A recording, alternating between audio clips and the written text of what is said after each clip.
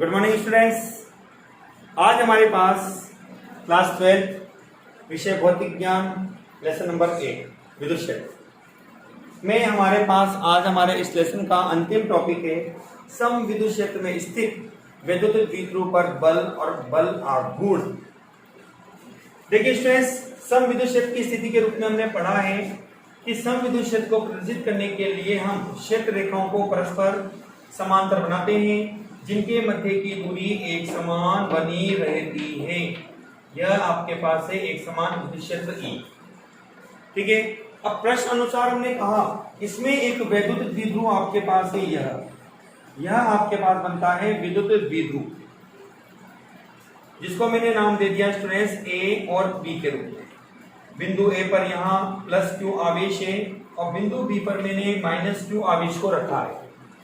+q आवेश पर students जो बल बनता है विद्युत बल, वो बल आपके पास विद्युत क्षेत्र की दिशा के अनुदिश बनता है। F बराबर +qE, जिसकी दिशा विद्युत क्षेत्र की दिशा के अनुदिश होगी।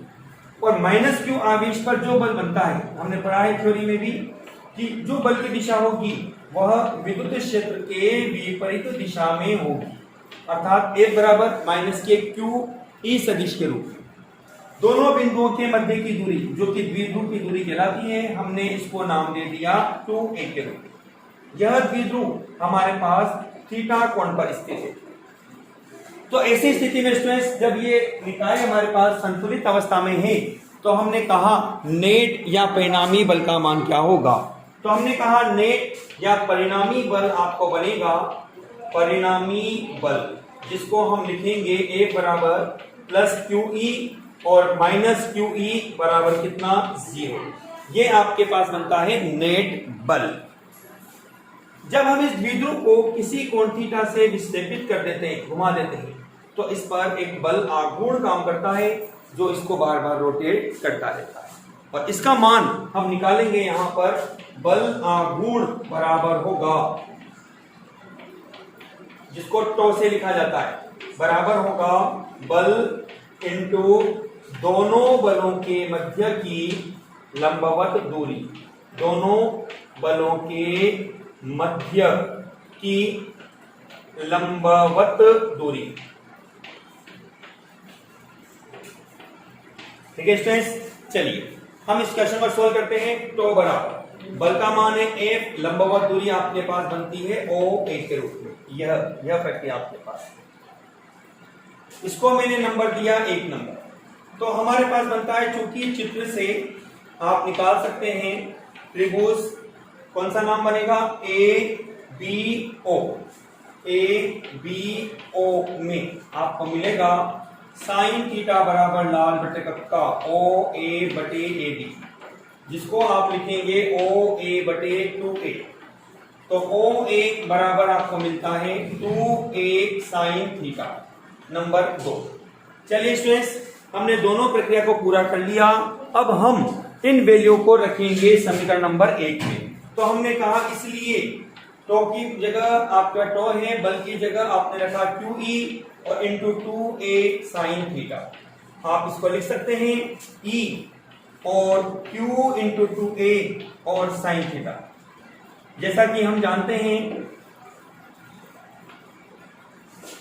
Q इंटू 2A P होता है, तो हमारे पास बनेगा स्टूडेंट्स टो बराबर होगा PE साइन थीटा। ये हमारे पास स्टूडेंट्स बल आघूर्ण का मान आ गया। इसको आप सदिश रूप में लिख सकते हैं। टो बराबर होगा P सदिश क्रॉस E सदिश। ये स्टूडेंट सदिश रूप आपका बनता है नंबर 3 समीकरण, और यह आपके पास आती है नंबर 4 समीकरण। तो इस तरह से स्टूडेंट्स अपने द्विध्रुव आघूर्ण को जो हमने सम विद्युत क्षेत्र में रखा पर लगने वाले बल और बल आघूर्ण का सूत्र व्युत्पन्न किया। हमारे पास इससे संबंधित कुछ विशेष स्थितियां हैं। विशेष स्थितियां जिसमें आपके पास नंबर 1 बनती है जब थीटा इक्वल टू 0 डिग्री। तो हम जानते हैं साइन 0 डिग्री बराबर 0, तो मिनिमम बराबर होगा 0। यह आपके पास सम विद्युत क्षेत्र में विद्युत द्विध्रुव की साम्य स्थिति को व्यक्त करती है, जिस पर बल आघूर्ण का मान न्यूनतम होगा। नंबर 2 स्थिति के रूप में अपन ने कहा कि जब थीटा इक्वल टू 90 डिग्री, तो आपको बनता है sine 90 degree is equal to 1, तो मैक्सिमम बराबर मिलेगा आपको पीई, जो कि आपके पास सर्वाधिक वैल्यू होती है। तो स्टूडेंट्स, आज हमने हमारे इस वीडियो में बल आघूर्ण के बारे में पढ़ा, बल आघूर्ण का आवश्यक सूत्र व्युत्पन्न किया, और हमने ये देखा कि इसका सदिश रूप क्या है, जिसके रूप में टो बराबर पी क्रॉस ई हमें प्राप्त होता है।